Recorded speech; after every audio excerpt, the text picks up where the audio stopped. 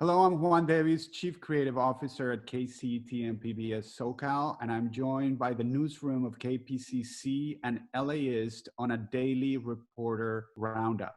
How is everyone? Good, thanks. Good. David, you've been reporting on unemployment claims and people are trying to get help. What have you learned?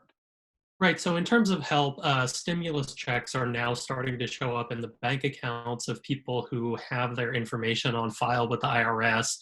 But there are many Californians out there who don't normally file their taxes. There are millions of workers in the state who have incomes so low that they're just not required to file. These non-filers do need to take extra steps right now to make sure that they get their stimulus check. And we've got information about that and other things tax related on our website, laist.com. And then on the unemployment side, there are many Californians out there who still haven't had a chance to apply for benefits. This includes freelancers, gig workers, and other self-employed folks who wouldn't normally qualify for unemployment insurance in normal times. State officials now say it's going to take 2 more weeks to get an application process online for those kind of workers, but they say once it is online, applicants should start to get payments within just a day or two. The state also said that they're expanding call center hours for the unemployment office to address people's questions. Phones are now going to be answered from 8 a.m. to 8 p.m. Emily's been talking to street vendors, some of whom aren't able to access any help from the federal government. Right. I actually just saw one go by my window right now, which made me kind of happy. But so street vendors are small businesses too, right? And many of them are not eligible for government aid from the Paycheck Protection Program, which is the big stimulus package for small business owners that's mostly forgivable if you use the loan to pay payroll. And a lot of street vendors aren't eligible because they're either undocumented immigrants or they operate mostly with cash, or they just don't have the financial documents to prove they've been affected by coronavirus.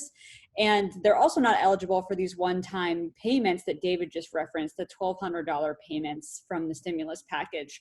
So that's why there's this nonprofit called Inclusive Action of the City, and they're in Boyle Heights, and they just started giving out cash cards to street vendors this week from a parking lot in Boyle Heights. They're contacting folks and they're having them come by and social distancing. It's worth noting, though, that today Governor Newsom created a $75 million state disaster relief fund for undocumented Californians, and people can get up to $500 in cash or $1,000 per household. Another story that we're following is with more kids at home and they're not in school, they're not out in public, there are fewer reports coming in about child abuse, which is not a good thing. That's something Robert's been looking at for us. Yeah, I talked with the director of LA County's Department of Children and Family Services. He says since the middle of last month, they're seeing a 40 to 60% decrease in reports of suspected child abuse. He said it's the first time really in his 30-year career that he's seen reports drop so significantly. That as child advocates I spoke with, very concerned that what's happening is just that kids are out of sight of their teachers and that neglect and abuse is still happening. There's just no one there to report it as much. They're also worried about a big surge of reports once kids do go back to school. That could come at a time when foster parents, nonprofits, courts are stretched thin because of coronavirus. LA County says it's actively recruiting additional foster families who can step in if there's a future surge like that.